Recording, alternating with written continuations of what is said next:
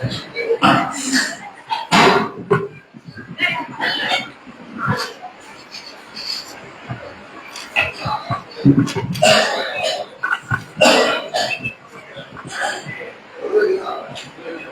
الحمد لله نحمده ونستعينه من يهده الله فلا مضل له ومن يضلل فلا هادي له وأشهد أن لا إله إلا الله وحده لا شريك له وأشهد أن محمدا عبده ورسوله أما بعد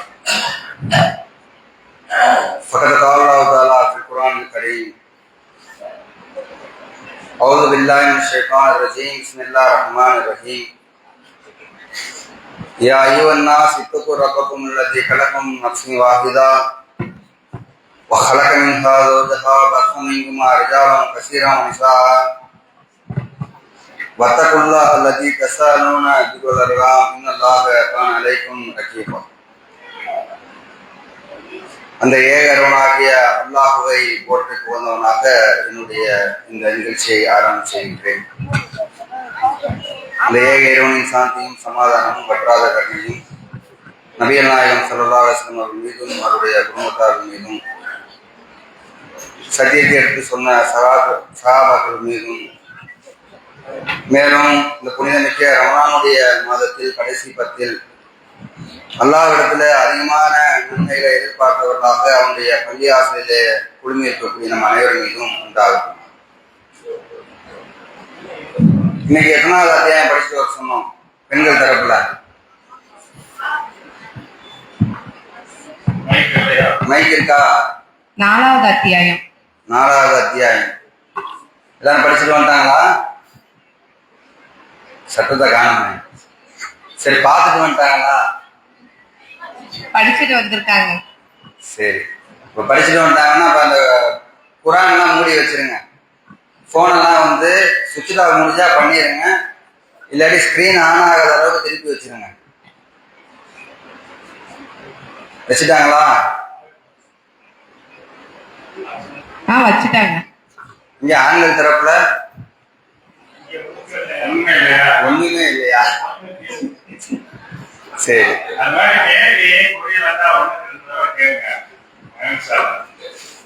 சரி, இப்ப முதல் கேள்வி நேற்று யார் ஆண்கள் தரப்புக்கு முதல் கேள்வி ஆரம்பிச்சோமா? இன்னைக்கு பெண்கள் தரப்புக்கு முதல் கேள்வியை வந்து ஆரம்பிக்கணும். நேற்று பெண்களுக்கா? அப்ப இன்னைக்கு ஆண்களுக்கு ஆரம்பிக்கணும். சரி, ஓகே. அப்ப ஆண்களுக்கு ஆரம்பிக்கிறதா இருந்தா முதல் கேள்வி, ஒரு ஆணுக்கு எத்தனை பெண்களுடைய பங்குகள் உள்ளது? கேட்கிறீங்களா?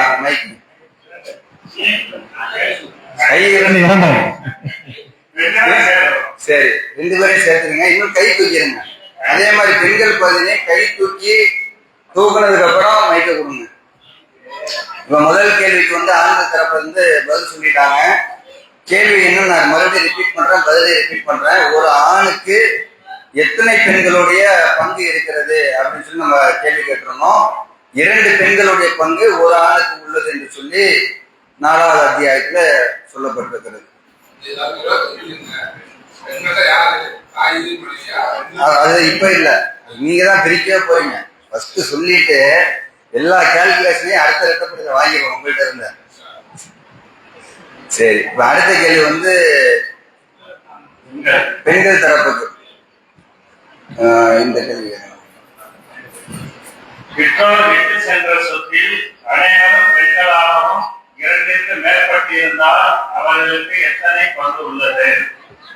பெற்றோர் விட்டு சென்ற சொத்தில் அனைவரும் பெண்களாகவும் 2ற்கு மேற்பட்டிருந்தால் அவர்களுக்கு எத்தனை பங்கு உள்ளது?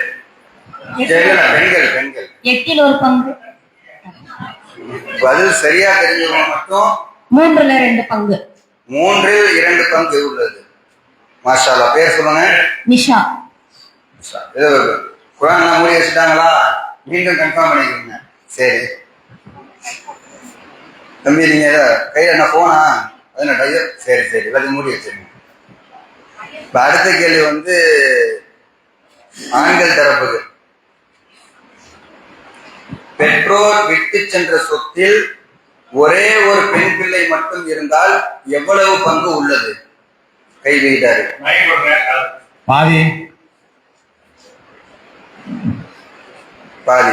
கரெக்ட். பெற்றோர் விட்டு சென்ற சொத்தில் ஒரே ஒரு பெண் பிள்ளை மட்டும் இருந்தால் அந்த பெண்ணுக்கு சொத்தில் பாதி பங்கு உள்ளது. பேர் சொல்லுங்க. கணிப்பாரு. சரி. இப்ப அடுத்த கேள்வி பெண்கள் பகுதிக்கு. இந்த இரண்டாவது கேள்வி. சொத்துரிமையில் உங்கள் பிள்ளைகள் விஷயத்தில் அல்லாஹ் எதை வலியுறுத்துகிறார்?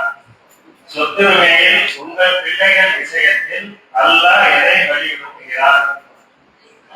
பெண்கள் பகுதி.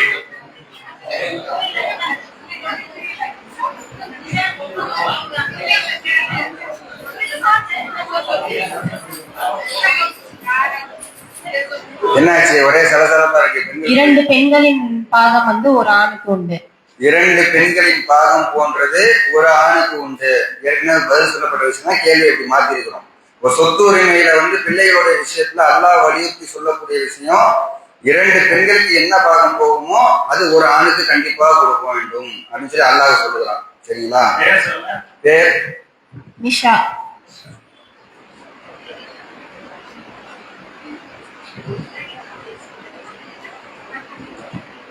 அடுத்த கேள்வி ஆண்கள் தரப்புது. இறந்தவருக்கு சந்ததி இருந்தால் அவர் விட்டு சென்றதில் பெற்றோருக்கு எவ்வளவு பங்கு உள்ளது? இறந்தவருக்கு சந்ததி இருந்தால், பிள்ளைகள் இருந்தால் அவர் விட்டு சென்ற அந்த சொத்தில் பெற்றோருக்கு எவ்வளவு பங்கு உள்ளது? போராசு கிடையாது. -1 மார்க். -5 மார்க்.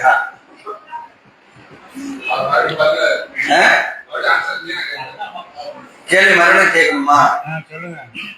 அதாவது இறந்தவருக்கு சந்ததி இருந்தால் பிள்ளைங்க, ஆணோ பெண்ணோ பிள்ளைங்க இருந்தால் அவர் விட்டு சென்ற சொத்தில் பெற்றோருக்கு, இப்ப நீங்க இருக்கிறீங்க ஓகேவா, உங்களுக்கு பிள்ளைங்க இருக்கு, ஆணோ பெண்ணோ இருக்கு. ஆனா நீங்க இறந்துட்டீங்கன்னா உங்க பெற்றோர், உங்களுடைய தாயும் தகப்பனாரும் இருக்கிறாங்க, அவங்களுக்கு எவ்வளவு பங்கு கொடுக்கணும்? தந்தைக்கு 6 பங்கு, தாய்க்கு 8 பங்கு. 8 பங்கு 6 பங்கு. எங்க வா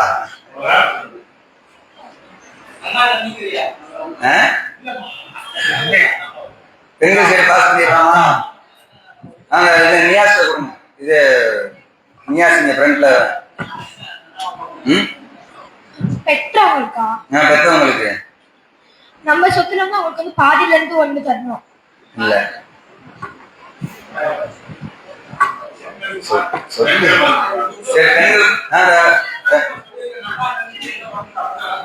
அதாவது ஒருத்தர் அவருக்கு மகன் இருக்கிறாப்புல, மகன் இருக்கிறாப்புல, 1 2 4 8 நன்னான்னைக்கு எவ்வளவு வரும்? இறந்து போனவருக்கு 6 மத்தவங்க சொல்லுங்க, ஒரே ஆள் சொல்ற மாதிரி இருக்கு. 6 பங்கு. 6 1 பங்கு 2 பேருக்கு சேர்த்து. அப்படியா? தாய்க்கு 6 1 பங்கு, தந்தைக்கு மீதி. தந்தைக்கு மீதியா?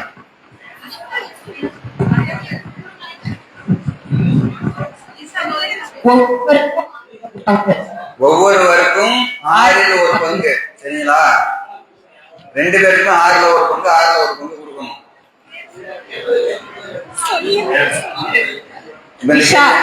பேர் நிஷாவா?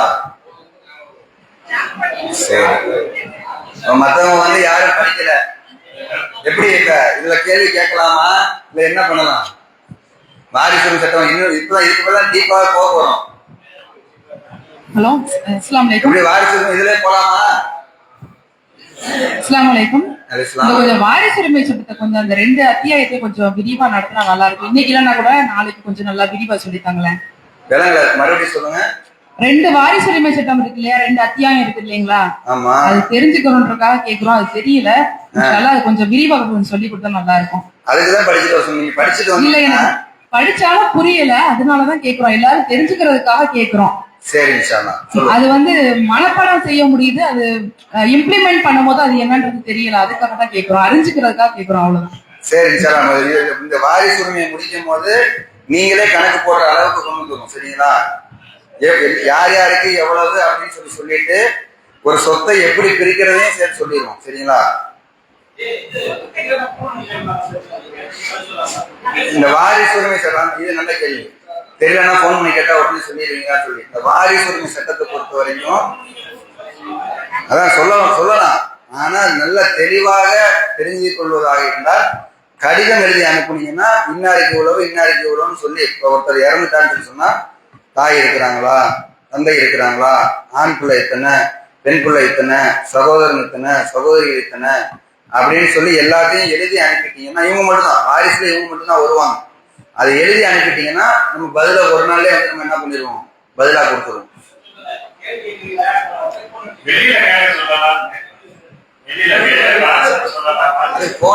போனை பார்த்து சொல்லிட்டு போனை முடியுங்க புராண முடியுங்கன்னு சொல்லியிருக்கிறேன்.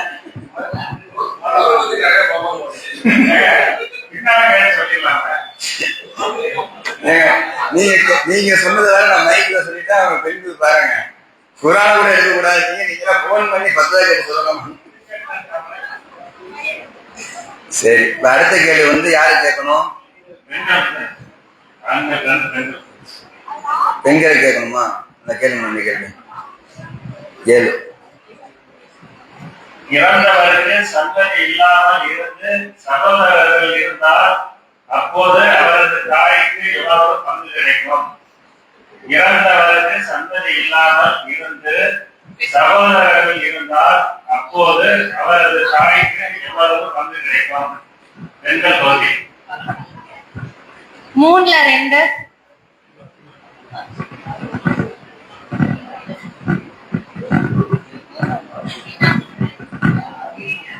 அஸ்ஸலாமு அலைக்கும். 3ல ஒரு பங்கு. புரியல, ஒரே நிமிஷம். 3ல ஒரு பங்கு. கொஞ்சம் வெயிட் பண்ணுங்க.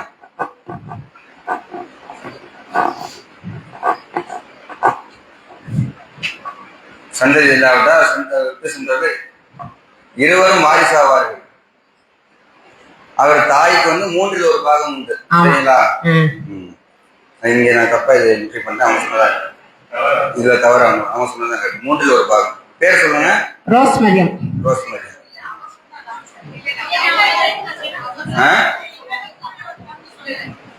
என்னாச்சு? சரி, அடுத்த கேள்வி வந்து ஆண்கள் தரப்புக்கு. 2 விஷயங்கள் நிறைவேற்றிய பின்பே சொத்தை பிரிக்க வேண்டும் என்று இறைவன் சொல்லுகிறான். அது என்ன?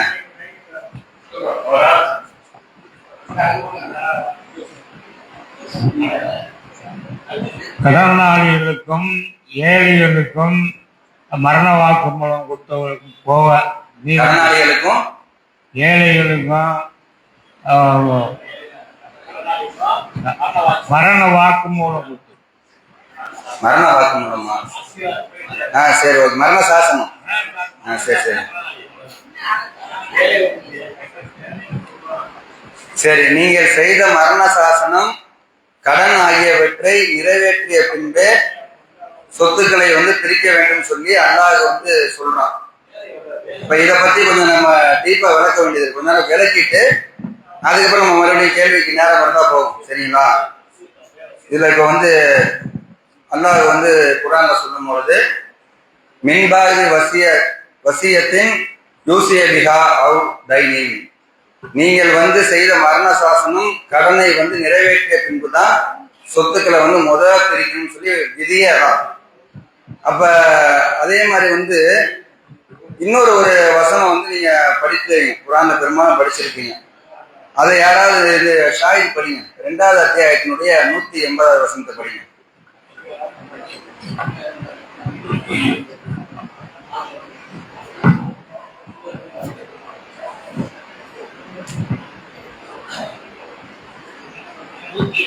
ஆ 180. உங்களில் எவருக்கு மரணம் நெருங்கி விடுகிறதோ அவர் ஏதேனும் பொருள் விட்டு செல்பவராக இருப்பின் அவர் தம் பெற்றோருக்கும் உறவினர்களுக்கும் முறைப்படி மரண சாசனம் செய்வது விதியாக்கப்பட்டிருக்கிறது. இது இரையச்சமுடையோர் மீது கடமையாகும். சரி, புரிஞ்சுச்சா இந்த வசனம்? அல்லாஹ் சொல்லும்.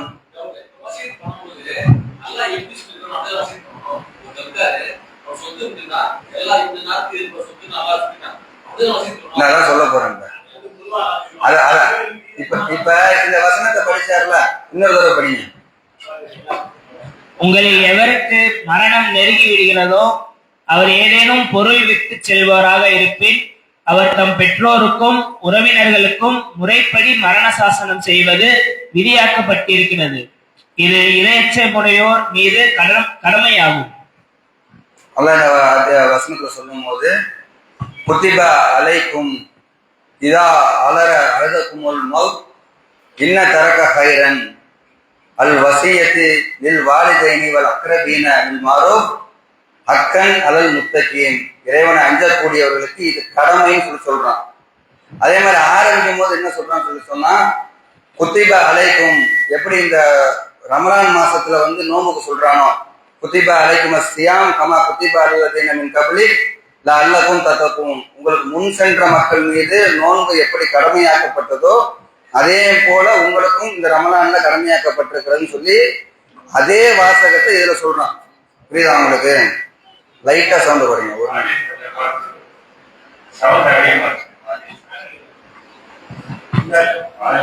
அப்ப இதுல வந்து இந்த வசனத்தை அடிப்படையாக வைத்து பெற்றோருக்கும் உறவினருக்கும் வசியத்து செய்யலாமா? வசியத்துனா என்ன? ஃபர்ஸ்ட் வசியத்துனா என்னன்னு சொல்லுங்க. யாரு கரெக்டா சொல்லுவீங்க? வசியத்துனா என்னன்னு? உயில் எழுதுறதா? உயில் எழுதுறதுன்னா அதான் அதுக்கு என்ன? உயில் எழுதுறதா நம்ம இருக்கும்போதே எடுத்துக்கிடுவாங்களா அவங்க? மரணத்துக்கு அப்புறம் எடுப்பதற்கு பேர் தான் வசியத். நான் செத்துட்டா நீ இதை எடுத்துக்க, நான் செத்துட்டா இந்த சொத்து உனக்கு அப்படின்னு செய்யறதுக்கு பேர் தான் வசியத். இப்ப இந்த வசனத்துல அல்லாஹ் வந்து கடமைன்னு சொல்றான், கட்டாய கடமைன்னு சொல்றான். அது கட்டாய கடமை யாருக்குன்னு சொல்லி சொல்றான்னு சொல்லி சொன்னா பெற்றோருக்கும் உறவினருக்கும் செய்யுங்கன்னு சொல்லி சொல்றான். அப்ப இந்த வசனத்தை அடிப்படையாக வைத்து நாம் வசியத் செய்யலாமா? செய்யலாமா? பெண்கள் தரப்புல 2வது அத்தியாயத்துல 180வது வசனத்துல அல்லாஹ் சொல்றான், உங்க பெற்றோருக்கும் உறவினருக்கும் வசியத்து பண்ணுங்கிறான். அப்படி சொல்ற அல்லாஹ் எதுக்கு 4வது அத்தியாயத்துல 11வது வசனத்திலையும் 12வது வசனத்திலையும் பிரிக்க சொல்றான்? 176 4வது அத்தியாயத்துல 11வது வசனம், 4வது அத்தியாயத்துல 12வது வசனம், அதே மாதிரி 4வது அத்தியாயத்துல இன்னும் ஒரு வசனம் 176வது வசனம், கடைசி வசனம் கூட. ஸ்டார்டிங்ல ஆரம்பிக்கும் போதும் இந்த சொத்துரிமையை பத்தி தான் ஆரம்பிக்கிறான், முடிக்கும் போதும் சொத்துரிமையை பத்தி தான் முடிக்கிறான். அப்ப முரண்பாடா இருக்குது.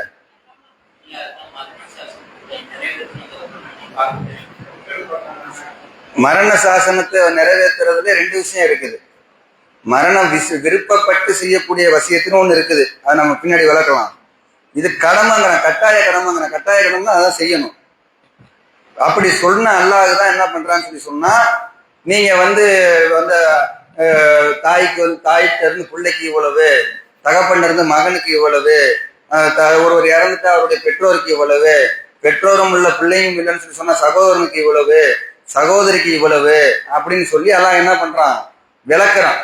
அவனே என்ன பண்றான்? பிரிச்சு கொடுத்து சிறந்ததாக இருக்கும் என்பதற்காக கொடுத்துட்டான். அப்ப இந்த வசனம் என்ன ஆகுது? இந்த வசனம் என்ன ஆகுது? மாற்றப்பட்டு விட்டது. இந்த சட்டத்துக்கு பதிலாக ஆரம்பத்தில் வந்து சொல்லும் போது இந்த வசனம் ஆரம்பத்தில் அருளப்பட்டது. பின்னர் அல்லாஹ் என்ன பண்ணிட்டான்னு சொல்லி சொன்னா, இன்னாருக்கு இவ்வளவு சதவீதம்னு சொல்லி அவனே பிரிச்சு கொடுத்துட்டான். அதனால இந்த வசனத்தை அடிப்படையாக வைத்து நம்ம என்ன பண்ண முடியாது? வசியத்து வந்து பண்ண முடியாது. வசியத்து வந்து பெற்றோருக்கும் உறவினர்களுக்கும் நாம் பண்ணக்கூடாது. புரியுதா அவங்களுக்கு? ஏன்னா அவங்களுக்கு என்ன சட்டம் வந்துடும்? பராய சட்டம் வந்துடும், வாரிசுரிமை சட்டம் வந்துவிடும் என்பது நம்ம என்ன பண்ணணும்? அதை புரிந்து கொள்ள வேண்டும். அதே மாதிரி வந்து ஒரு மனிதன் இறந்துட்டான்னு சொல்லி சொன்னா உடனே வந்து எல்லா சொத்துமே வந்து வாரிசுக்கு வந்துடாது. அதை வந்து நீங்க அடிப்படையை புரிஞ்சுக்கணும். ஒரு மனுஷன் இறந்துட்டான்னா எல்லாமே வந்து வாரிசுக்கு வந்துடாது. முதல்ல என்ன பார்க்கணும்? அவன் என்ன வசியத்து பண்ணியிருக்கிறான்னு சொல்லி பார்க்கணும். வசியத்தை பொறுத்த வரைக்கும் அவன் யாருக்கு இன்னாருக்கு இவ்வளவு கொடுக்கலாம், பெற்றோருக்கும் உறவினர்களுக்கும் தான் வந்து வசியத் செய்யக்கூடாதே தவிர மற்றவங்களுக்கு வசியத்து பண்ணணும். புரியுதா உங்களுக்கு? மற்றவங்களுக்கு வசியத்து பண்றத வந்து பார்க்கணும். யாரும் வந்து நம்மளுடைய தகப்பனார், இப்போ உதாரணத்துக்கு தகப்பனார் யாரும் வச்சுக்கிறேங்க, யாருக்கும் அவர் வசியத்து பண்ணிட்டு போயிருக்கிறாரா, அவர் கூட்டாளிக்கு யாராவது வசியத்து பண்ணியிருக்கிறாரா, இல்ல அவங்களுடைய அக்கா தங்கச்சிமார் அந்த மாதிரி மற்ற சொந்த பந்தங்கள் இருக்கிறாங்களே, உறவினர் அல்லாம இன்னும் மற்றவங்க இருக்கக்கூடியவங்களுக்கு யாருக்காவது வசியத்து பண்ணியிருக்கிறாரா அப்படின்னு சொல்லி முதல் விஷயம் பார்க்கணும். இன்னும் வசியத்து சம்பந்தமான சில விஷயங்கள் இருக்கு, அதை பின்னாடி பார்க்கணும். இரண்டாவது விஷயம் என்னன்னு சொல்லி சொன்னா, கடன் அவருக்கு இருக்குதா, கடன் எழுதி கொடுத்திருக்கிறாரா, கடன் வாங்கி விட்டு சென்றிருக்கிறாரா. ஏனென்று சொன்னா, கடனை பொறுத்த வரைக்கும் நம்ம ஏற்கனவே சொன்ன மாதிரி கடனுக்கு வந்து அல்லாஹ்வுடைய தூதர் அவங்களே வந்து தொழ வைக்க மாட்டாங்க.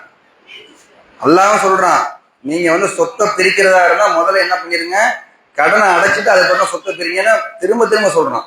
இந்த 2 வசனத்திலையும் நீங்க பாத்தீங்கன்னு சொல்லி சொன்னா, ஒவ்வொரு விஷயத்தையும் சொல்லிட்டு மறுபடியும் எல்லாம் என்ன பண்ணணும்னு சொல்லி சொன்னா, நீங்க வந்து உங்களோட வசியத்தை நிறைவேற்றிய பிறகு, கடனை அடைத்த பிறகு, இது அதுக்கப்புறம் தான் நீங்க பிரிக்கணும் அப்படின்னு சொல்லி கட்டளையே இடுறான். அதே மாதிரி அல்லாஹ்வுடைய தூதர் நபிகள் நாயகம் ஸல்லல்லாஹு அலைஹி வஸல்லம் அவங்க ஒரு சம்பவமே இருக்கு. புகார்ல 2289 செய்தியாக பதிவு செய்யப்பட்டிருக்கிறது. நாங்கள் எல்லாம் வந்து நபிகள் நாயகம் ஸல்லல்லாஹு அலைஹி வஸல்லம் அவர்களிடம் அமர்ந்திருக்கும் போது ஒரு ஜனாசா ஒன்று கொண்டு வரப்படுகிறது. உடனே கொண்டு வரப்பட்ட உடனே நபி தூதர்லாம் போய் வந்து அல்லாஹ்வுடைய தூதரத்துல சொல்றாங்க, அல்லாஹ்வுடைய தூதரை இந்த மாதிரி ஜனாசா வந்திருக்கு, நீங்க வந்து ஜனாசா தொழுகை வையுங்க அப்படின்னு சொல்லி சொன்ன உடனே அப்பொழுது அல்லாஹ்வுடைய தூதர் என்ன பண்றாங்கன்னு சொல்லி சொன்னா, வந்துட்டு கேட்கறாங்க, அவருக்கு வந்து ஏதாவது கடன் இருக்குதா அப்படின்னு சொல்லி தான் ஃபர்ஸ்ட் கேள்வி அதான். அவருக்கு வந்து ஏதாவது கடன் இருக்குதா அப்படின்னு சொல்லி கேட்கறாங்க. அப்ப வந்து கடனாளியான்னு கேட்ட உடனே அவருக்கு எந்த விதமான கடனும் இல்லை அப்படின்னு சொன்ன உடனே அல்லாஹ்வுடைய தூதர் போய் வந்து தொழு வச்சிடுறாங்க. மறுபடியும் இன்னும் கொஞ்ச நேரத்துல ஒரு ஜனாசா கொண்டு வரப்படுகிறது. அப்ப ஜனாசா கொண்டு வரப்பட்ட உடனே மறுபடியும் நபித்தோழர்லாம் போய் அல்லாஹ்வுடைய தூதரத்துல கேட்கறாங்க, அல்லாஹ்வுடைய தூதரை அவருக்கு தொழு வைங்க அப்படின்னு கேட்ட உடனே அப்பொழுது மீண்டும் அல்லாஹ்வுடைய தூதர் கேட்கறாங்க, இவர் கடனாளியா அப்படின்னு சொல்லி கேட்கறாங்க. உடனே வந்து நபித்தோழர்லாம் சொல்றாங்க, அல்லாஹ்வுடைய தூதர் அவர் கடனாளியா இருக்கிறாரு, ஏதாவது சொத்து விட்டுட்டு போயிருக்கிறாரா அப்படின்னு சொல்லி கேட்கறாங்க. அவர் இந்த மாதிரி ஏதோ தினார்கள் 3 தினார்கள் விட்டுட்டு போயிருக்கிறாரு அப்படின்ன உடனே அந்த தினாருக்கு ஏதோ மேட்ச் ஆகும் போல இருக்கு. அப்ப உடனே வந்து அல்லாஹ்வுடைய தூதர் வந்து தொழு வைக்கிறாங்க. மறுபடியும் மீண்டும் 3வது ஒரு ஜனாசா வந்து வந்த உடனே மறுபடியும் அல்லாஹ்வுடைய தூதர் கேட்கறாங்க, இவர் வந்து கடனாளியா அப்படின்னு சொல்லி கேட்ட உடனே அப்போ வந்து கடனாளி தான் சொல்லப்படுகிறது. இவர் ஏதாவது சொத்துக்களை விட்டுட்டு போயிருக்கிறாரா அப்படின்னு சொல்லி கேட்ட உடனே அப்பொழுது வந்து அல்லாஹ்வுடைய தூதர் அவங்க இடத்துல வந்து என்ன சொல்லப்படுகிறதுன்னு சொன்னா, அவர் எதையுமே விட்டுட்டு போகல அப்படின்னு சொல்லி சொல்லப்படுகிறது. எதையுமே விட்டுட்டு போகலன்னு சொல்லி சொன்னா, அப்ப வந்து உங்களுடைய தோழருக்கு நீங்களே தொழுகை வைத்துக் கொள்ளுங்கள் அப்படின்னு சொன்ன உடனே ஒரு சகாபி என்ன பண்றாரு, எந்திரிச்சு அபு கத்தாதா என்று சொல்லக்கூடிய சகாபி, அவர் சொத்துக்கு நான் வந்து அவருடைய கடனுக்கு வந்து நான் பொறுப்பு ஏத்துக்கிறேன், நான் பொறுப்பாளி, நான் அடைச்சிடுறேன் பார்த்து. ஏன்னா அல்லாஹ்வுடைய தூதர் அவங்களே பிரார்த்தனை செஞ்சாங்க. ஜனாசா தொழுகைங்கிறது பிரார்த்தனை தானே. இறுதியாக அவருக்கு கேட்கக்கூடிய துவா, அவருக்காக செய்யப்படுகின்ற முக்கியமான ஒரு பிரார்த்தனை. அப்ப உடனே அல்லாஹ்வுடைய தூதர் அவங்களுடைய பிரார்த்தனை கிடைக்க வேண்டும் என்பதற்காக உடனே அபு கத்தாதா என்று சொல்லக்கூடிய அந்த நபித்தோழர் என்ன பண்றான்னு சொல்லி சொன்னா, அந்த கடனை நான் பொறுப்பேற்றுக்கிறேன் அப்படின்னு சொன்னதுக்கு அப்புறம் தான் அல்லாஹ்வுடைய தூதர் என்ன பண்றாரு, போய் தொழுகை வைக்கிறாங்க. அப்ப இந்த முதல் விஷயம் வந்து நாம சொத்தை பிரிப்பதாக இருந்தா கடனை அடைச்சிடணும், ஃபர்ஸ்ட் கடனை அடைச்சிடணும். அதே மாதிரி வந்து எல்லா சொத்தும் வாரிசுக்கு போகாதுன்னு சொன்னல, அது இன்னொரு விஷயம் என்ன பார்க்கணும்னா, சில பேர் வந்து நல்ல பேர் வாங்கியிருப்பாங்க, முக்கியஸ்தர்களா இருப்பாங்க.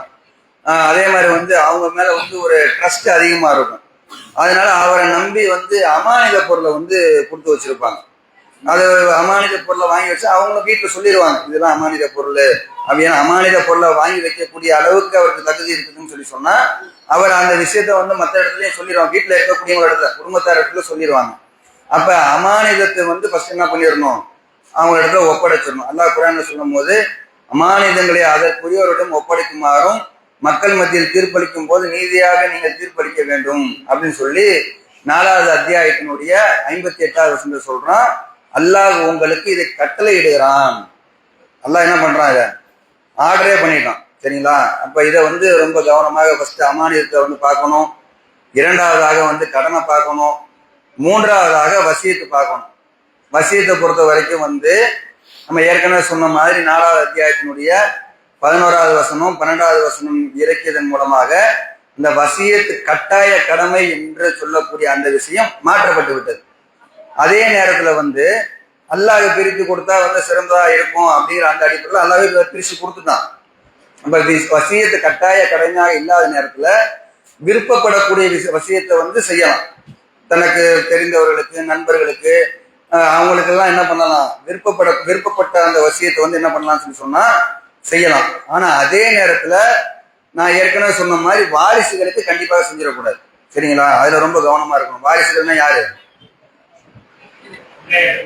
பிள்ளைகள் மட்டும்தான் வாரிசா? பெற்றோர்களும் வாரிசுகள் தான். ஓகேவா? அப்ப அவங்களுக்கு என்ன பண்ணிடக்கூடாது, அது இது பண்ணிடக்கூடாது. அதே மாதிரி வசியத்தினுடைய வரையறை எப்படி இருக்கணும்னு சொல்லி சொன்னா எப்படி இருக்கணும்? அளவு. ஒருத்தர் விருப்பப்படுற, ஒருத்தர் பிள்ளைங்க மேலாம் கோவப்படுறாரு. சரிங்களா? பிள்ளைங்க மேல கோவம், பெற்றவங்க மேல கோவம். நான் என் சொத்தை பூராமே வந்து தத்துவ மறுத்து எழுதி வச்சிருக்கேன்னு சொல்லிட்டு வாங்கிடலாமா? வாங்க முடியாது. இந்து மதத்துல பண்ணுவாங்க. சொத்தை பூரா கோயிலுக்கு எழுதி வச்சுட்டு போறோம், கோயிலுக்கு எழுதி வச்சுட்டு என்ன எங்கே போறோமாங்கல்ல, காசி ராமேஸ்வரமா, காசி ராமேஸ்வரத்துக்கு போற மாதிரி வந்து இஸ்லாத்துல அப்படி போக முடியாது. ஏன்னு சொல்லி சொன்னா விருப்ப வசியத்தாக இருந்தாலும் கூட அதற்கு அல்லாஹ்வுடைய தூதர் நபிகள் நாயகம் ஸல்லல்லாஹு அலைஹி வஸல்லம் அவர்கள் ஒரு வரையறையை என்ன பண்ணிட்டாங்க, நியமிச்சுட்டாங்க. ஒரு வரையறையை வந்து முடிவு பண்ணிட்டாங்க. புகார்ல 2742வது ஹதீஸாக பதிவு செய்யப்பட்டிருக்கிறது.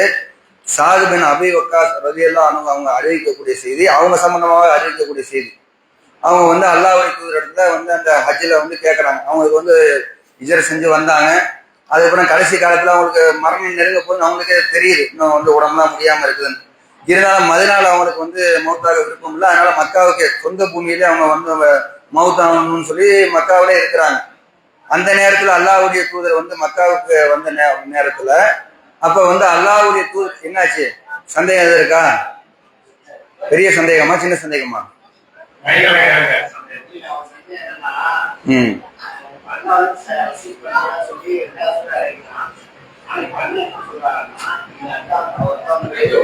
அது கேள்விகள் இருக்கணும் நிறைய. அதை பத்தி நான் விளக்க வேண்டிய இருக்கேன்.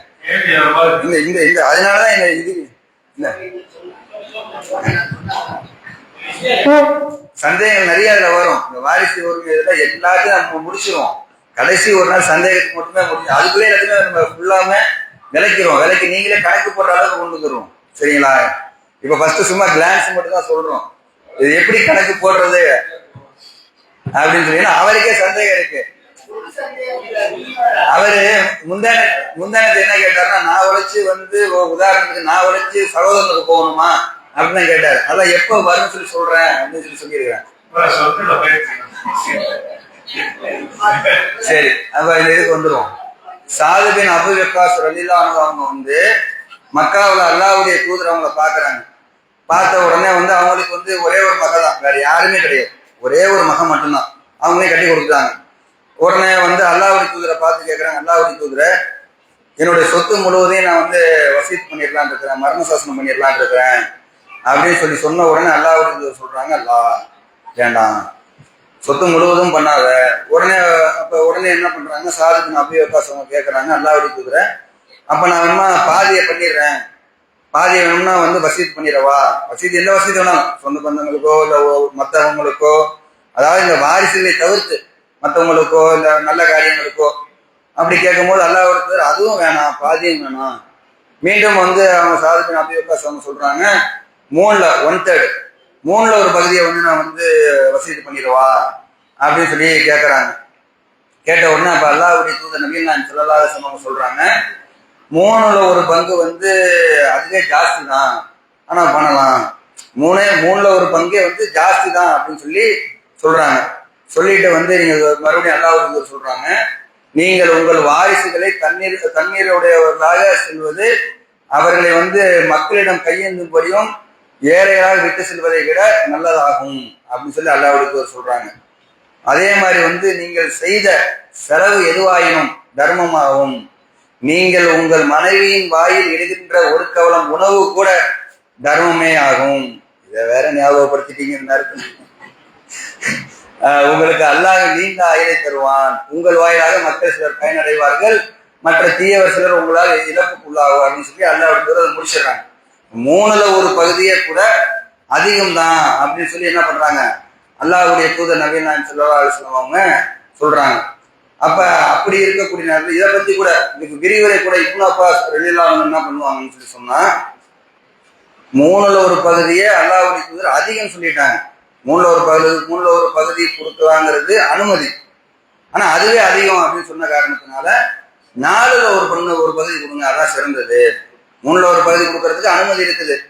ஆனா 4/1 கொடுத்தீங்கன்னா அது சிறந்ததா போயிடும். 100 ரூபா வச்சிருக்கோம்னா 25 நல்ல காரியத்தை கொடுத்துட வேண்டியதான். நல்ல காரியத்துக்கு மத்த யாருக்கும் அப்படி கொடுத்துட வேண்டியது, அதான் சிறந்தது அப்படின்னு சொல்லி இப்னு அப்பாஸ் ரலியல்லாஹு அன்ஹு அவங்க என்ன பண்றாங்க, இதுக்கு விரிவுரை சொல்லக்கூடிய காட்சிகள் தான் நம்ம பார்க்கிறோம்.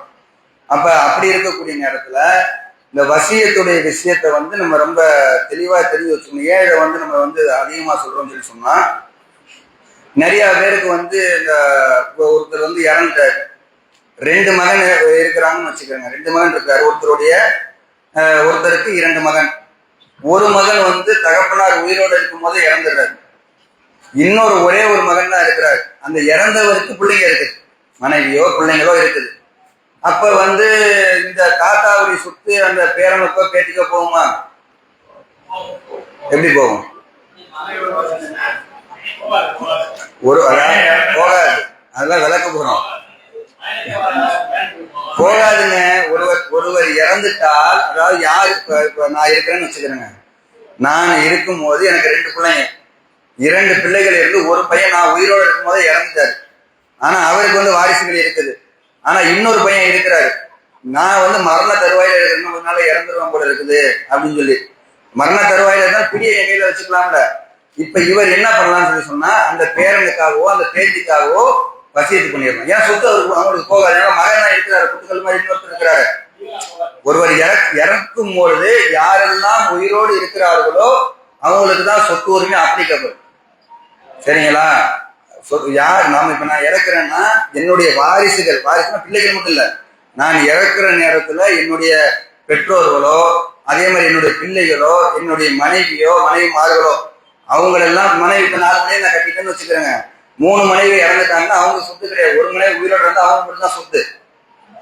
புரியுதா உங்களுக்கு? அப்ப இந்த வசியத்தை அடிப்படையாக வைத்து நம்ம என்ன பண்ணலாம்னு சொன்னா, அந்த இன்னொரு பேர பிள்ளைக்கு பேத்திங்களுக்கு என்ன பண்ணலாம், இந்த பகுதியை நீங்க கொடுத்துருங்கப்பா, நான் மௌத்தா போயிட்டேன்னா இந்த பகுதியை கொடுத்துருங்கன்னு சொல்லி என்ன பண்ணிடலாம், எழுதி வைத்துக் கொள்ளலாம். புரியுதா? நான் சொன்னது புரியுதா? பெண்கள் பகுதியில புரியுதா? புரிஞ்ச மாதிரி தெரியலையா? வசியத்தா அதெல்லாம் என்ன எங்களுக்கு எப்படிங்க தெரியும்? ஆமா, அதுதான் வசதி வேணுமா பண்ணிக்கிறேங்க. இல்ல அது இவரோட பிள்ளைங்களா ஆட்டோமேட்டிக்கா வந்துடும். வேற கணவன் மூலமாக வந்தால் இவரா விருப்பப்பட்டு ஏதாவது கொடுக்கலாமே தவிர, இல்லாட்டி அந்த அம்மாவுடைய இதுதான் அவங்களுக்கு அப்ளிகபிள் ஆகும். நம்ம பிள்ளைங்களா இருந்தாலும் ஆட்டோமேட்டிக்கா கிடைச்சிருமே, மகன்கிற அடிப்படையில் கிடைச்சிருமே, பிள்ளைங்க கிடைச்சிரும். புரியுதா உங்களுக்கு? சரி. அப்ப இதுதான் வசியத்துடைய விஷயம். இதுதான் முதல் அமானிதத்தை ஒப்படைச்சிடணும், 2வது கடனை அடைச்சிடணும், 3வது வசியத்து பண்ணணும்.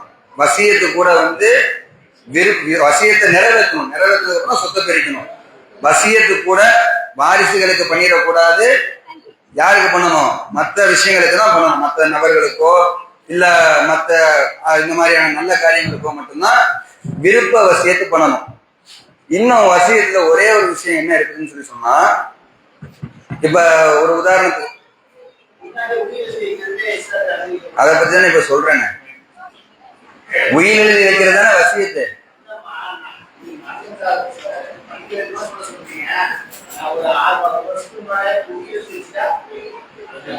அதுதாங்க மரண சாசனம். அஸ்ஸலாமு அலைக்கும். ஒரே ஒரு விஷயம் இருங்க, கேள்விகளுக்குள்ள போயிட்டீங்கன்னா நிறைய சொல்லிட்டு நீங்க கேள்விகளை நிறைய கொடுத்தீங்கன்னு வச்சுக்கோங்க. இதை பத்தி இன்னும் நிறைய விளக்க வேண்டியது இருக்கு. அதனாலதான் வாரிசுரிமை சட்டத்தை எடுத்தோம். சரி கேட்டுட்டீங்க, சொல்லுங்க. பெண்கள் பதில சொல்லுங்க.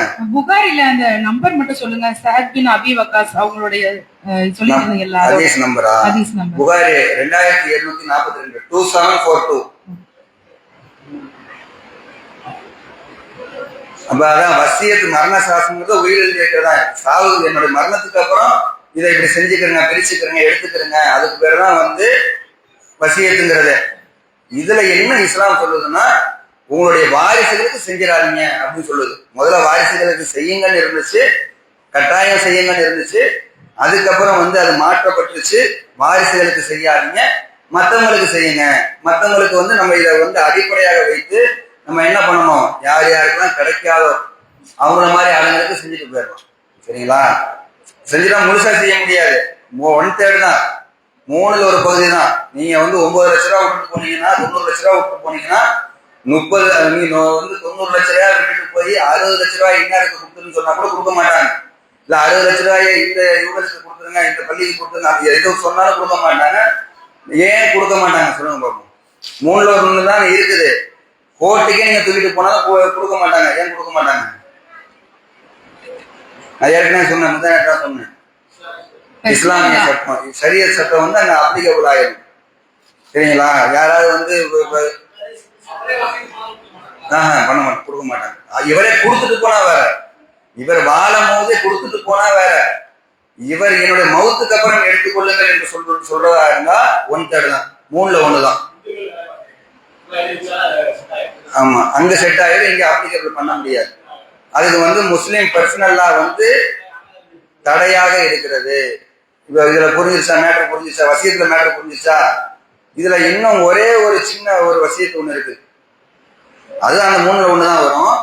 இப்ப இந்த வசியத்து செய்யக்கூடிய நேரத்துல இதுக்கு சாட்சியை என்ன பண்ணலாம், ஏற்படுத்திக் கொள்ளலாம். அந்த விஷயங்கள்லாம் இருக்குது. அதுதான் நம்ம இன்னைக்குதான் எழுத்துமானமா ஆக்கிறோமே. சாட்சியில இன்னைக்கு எங்க 2 சாட்சியை ஏற்படுத்திக் கொள்ளுங்கன்னு சொல்லி எல்லாம் சொல்றான். அன்னைய காலகட்டத்தில் எதாவது சாட்சி தான் பேசும். அதே மாதிரி நம்மளோட சொத்து திரும்பி ஒப்படைக்கிறாங்க, அதுக்கு சாட்சி வேணும். இன்னைக்கு எல்லாத்தையும் எழுத்துமானம் ஆக்கிடுவோம். அதே மாதிரி இந்த வசியத்துல இன்னொரு விஷயம் என்னன்னு சொல்லி சொன்னா, இப்ப திருப்பி நைட்டு ஏதாவது முடியிற மாதிரி இருக்குது, நமக்கே சடனா தோணுது மொதல் போயிருவோமா. அப்ப ஏதாவது ஒரு துண்டு பேப்பர்ல எழுதி அது தலைமாட்டு கடியில வச்சுட்டா அது அப்ளிகபிள் தான். சாட்சியை கொண்டு சொன்னாலும் அப்ளிகபிள் தான்.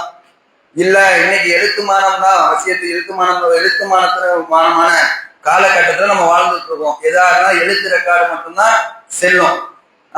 சாட்சிகள்லாம் இன்னைக்கு அங்கீகரிக்க மாட்டாங்க பெரும்பாலும். நம்ம வட்டாரத்துக்குள்ள அங்கீகரிப்போமே தவிர, பிரச்சனை கிளப்புறதா சாட்சி எல்லாம் அங்கீகரிக்க மாட்டோம். ஆனா அதே நேரத்தில் ஒரு துண்டு சீட்டை எழுதி நைட்டு தலைமாட்டில் அவருடைய கையெழுத்து அடிப்படையில் எழுதி வச்சுட்டாருன்னா, அந்த மரண சாசனத்தை என்ன பண்ணணும், நிறைவேற்றிய பின்பு தான் சொத்தை பிரிக்கணும். ஓகேவா? இதுல புரிஞ்சிருச்சா? இப்ப சொன்ன விஷயத்துல ஏதாவது டவுட் இருக்கா, சந்தேகம் இருக்கா, ஆண்களுக்கோ பெண்களுக்கோ? சொன்ன விஷயத்துல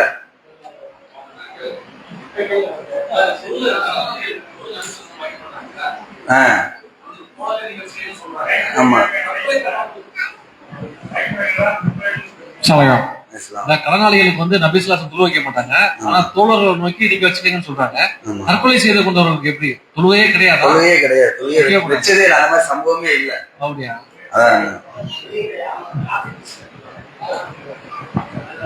காபி லிஸ்ட்ல கிடையாது, அவங்களுக்கு நரகம் தான். இப்ப ஒரு தகப்பனா இருக்காரு, ஆண்கள் பெண்கள் இருக்காங்க. அவரு தகப்பனார் வசியத்து பண்றாரு, எல்லாரும் சரிசமமா இருக்கீங்க அப்படி சொல்லலாமா? சொல்லிட்டு போயிட்டாரு. அதான் சொன்னேன், பிள்ளைகள் இருந்தா பிள்ளைகளுக்கு வசியத்து பண்ண கூடாது. பிள்ளைகளுக்கு இன்னும் இந்த அளவுக்கு நல்லா கடுமையா சொல்ற நம்ம பின்னாடி பார்க்க போறோம். இந்த அளவுக்கு நீங்க தான் பிரிக்கணும். இதுதான் என்னுடைய வரம்பு தான், இதுதான் என்னுடைய வரம்புகள்.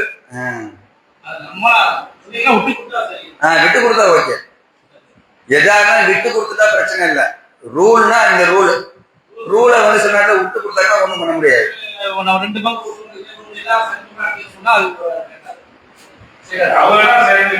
அவங்க ஏத்துக்கணும்.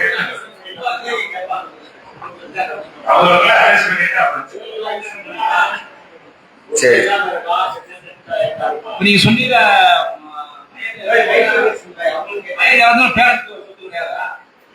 ஆமா, அதான் பின்னாடி பார்க்க போறோம். நான் சும்மா ஒரு கிளான்ஸ் சொன்னா அது எப்படின்னே பார்க்க போறோம். அங்க அடுத்த கேள்விகளை வருது. ஆமா, பெண்களுக்கு இப்ப சொன்ன விஷயத்துல எது சந்தேகம் இருக்கா? அவ்வளவுதானா? கேள்வி பதிலுக்குள்ள போயிடலாமா? அப்படியா? வசியத்து சம்பந்தமா, கடன் சம்பந்தமா எது சந்தேகம் இருக்கா? எது சாட்சி.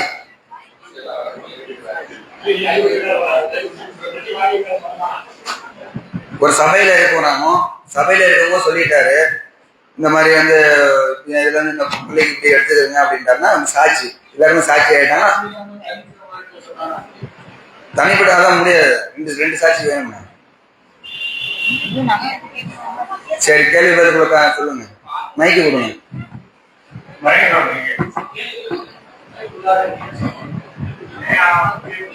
அஸ்ஸலாமு அலைக்கும். இப்போ பாக பிரிவினை இல்லாம வேற ஏதாவது மரண சாசனம் பண்ணலாமா? பிள்ளைகளுக்கு கேக்குறீங்களா? வாரிசுகளுக்கு? பிள்ளைகளுக்கு இல்ல, இப்போ அவங்களுக்கே வேற ஏதாவது தேவை இருக்கு அப்படின்னா அந்த மாதிரி ஏதாவது பண்ணலாமா? அதான் வாரிசுகளுக்கு மரண சாசனம்னு கிடையாது. அவர் இருக்கும் போதே கொடுத்துடலாம். ஆனா இருக்கும் போதே கொடுத்துட்டா பிள்ளைங்க வந்து தெருவில் விட்டுருவாங்க, குடி அவர்கிட்ட தான் இருக்கும். சரிங்களா? அந்த மாதிரி ஏமாந்து ஆட்கள் இருக்கிறாங்க. ரேமாண்டு எல்லாம் பாத்துறேன். அவ்வளவு பெரிய இந்த கோர்ட்டுகளுக்கு வந்து ட்ரெஸ்ஸுக்கு வந்து அவன் தான் ஒரு டைம் சும்மா சொப்பணும்.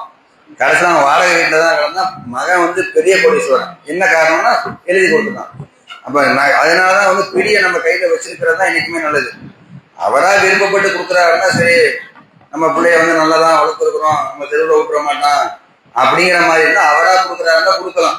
ஆனா அது பெரும்பாலும் வாய்ப்பு கிடையாது. 90-95 அப்படியே அவன் நல்லவனா இருந்தா கூட இருக்கிறவங்க கெடுத்து விட்டுருவான். கெடுத்து விட்டானா தகப்பன பெற்றவங்க ரோட்ல விட்டுருவானுங்க. அதனால வந்து கொடுக்குறாருன்னா கொடுக்கலாம். ஆனா மரண சாசனம் பண்ண முடியாது. சரிங்களா? மரண சாசனம்ங்கிறது வாரிசுகளுக்கு கிடையாது. அது மாற்றப்பட்டுருச்சு. நான் சொத்துலயே கேட்கல. இப்போ உதாரணத்துக்கு நான் ஒண்ணு சொல்றேன். இப்போ நான் மௌத்தா போயிட்டா என்கிட்ட இந்த சொத்து இருக்கு, அந்த சொத்துல இருந்தா என்னைய வந்து அடக்கம் செய்யணும், என் பிள்ளைகள் யாரும் அவங்களோட சொத்துல இருந்து என்னை அடக்கம் செய்யக்கூடாது அப்படின்னு ஒரு வார்த்தை சொன்னா அதை நிறைவேற்றி ஆகணுமா? ஆமா, அந்த மாதிரி விஷயங்கள் அது வந்து இதுல வராது. சொத்து உரிமை இதுல வராது, தனிப்பட்ட விஷயத்துல வரும். அந்த மாதிரி வந்து செஞ்சுட்டு போலாம். இல்ல அவர் வந்து மற்ற மக்கள் இடத்துல சொல்லிட்டு போறது. நான் சில பேர் சொல்லுவாங்க, நான் மௌத்தா போயிட்டுனா வந்து என் சொந்த காசு எனக்கு கப்பல் பண்ணி வாங்கினாங்க, அது சொல்லிட்டு போறோம். வேற அவ்வளவுதான். கேள்வி பதிலுக்குள்ள போயிடலாமா? இந்த கடைசியா வசதி சம்பந்தமா கேள்வி யார்கிட்ட கேட்கணும்? ஆண்கள் பதியா பெண்கள் பதியா?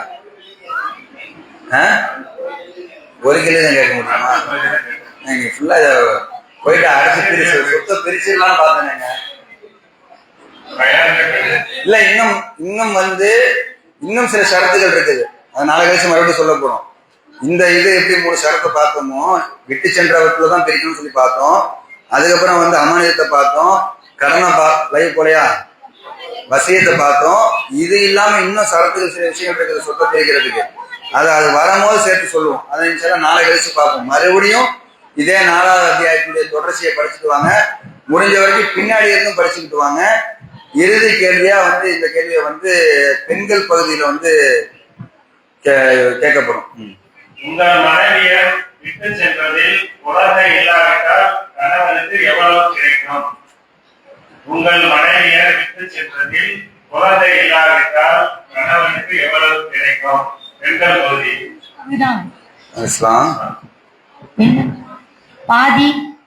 பாதி கிடைக்கும். சரிங்களா?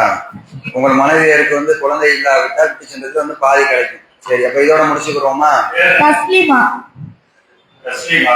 தஸ்லீமாவா? ஆமா.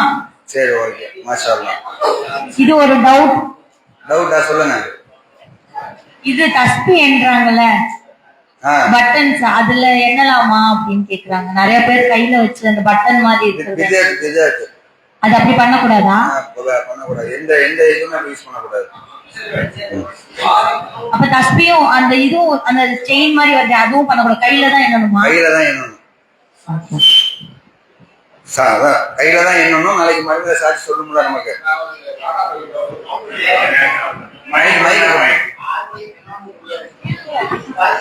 அதான் கணக்கு போட போறீங்க. கடைசிக்குள்ள போட்டுருவீங்க. போன் கையில வச்சுக்கிறீங்க, கடைசியில போட்டுருவீங்க. அதுதான் கடைசி நேரத்தை வந்துருங்க. சரி, அப்ப வந்து இன்னொரு ஒரு விஷயம், முக்கியமான விஷயம் என்னன்னு சொல்லி சொன்னா, தொழுகை வந்து சைலண்டா கொஞ்சம் சத்தத்தை குறைங்க. பெண்கள் பதில உதவி செய்ய போயிருங்க. நாளைக்கு வந்து பொதுவான கேள்வி.